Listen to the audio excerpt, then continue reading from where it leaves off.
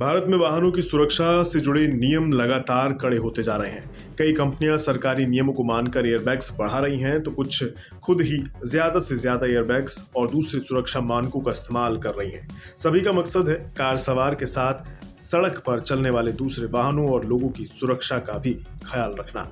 अब इसी कड़ी में आगे बढ़ते हुए देश में रोड एक्सीडेंट में कमी करने के लिए सरकार न्यू कार सेफ्टी नॉर्म्स को लागू करने की तैयारी में जुट गई है।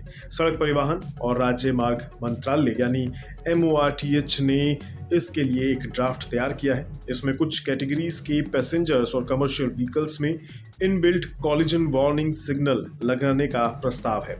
कॉलिजन वार्निंग सिग्नल को मूविंग ऑफ इंफॉर्मेशन सिस्टम यानी MOIS कहा जाता है।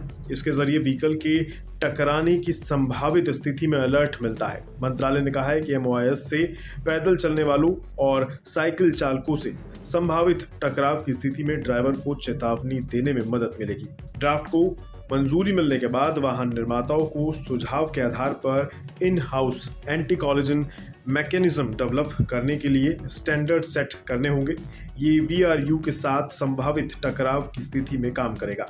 इसमें शुरुआती तौर पर पैदल चलने वाले और साइकिलिंग करने वाले लोगों को शामिल किया गया है। दरअसल गाड़ियों में कॉलिजन वार्निंग सिग्नल लगाने का प्रस्ताव MORTH की रिपोर्ट के बाद आया है। इसमें बताया गया है भारत में पिछले साल करीब 4.61 लाख सड़क हादसे हुए। इसमें मरने वाले लोगों की संख्या 1.68 लाख से ज्यादा रही, जबकि इन हादसों में करीब 4.45 लाख लोग घायल हुए थे।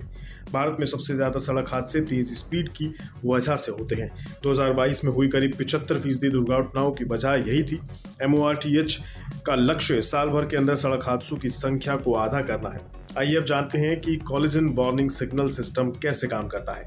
ये सिस्टम किसी पैदल यात्री या साइकिल से संभावित टकराव की स्थिति में अलर्ट भेजता है, जिससे गाड़ी के ड्राइवर के पास ब्रेक लगाने या गाड़ी दूसरी तरफ मोड़ने का समय मिल जाता है। इस सिस्टम से भीड़ भाड़ वाले इलाकों या फिर लोगों के अचानक गाड़ी के सामने आने पर होने वाली सड़क हादसों को रोकने में मदद मिलेगी। उम्मीद है कि इस सिस्टम के लागू होने के बाद सड़क दुर्घटनाओं में कमी आने में कामयाबी मिल सकेगी।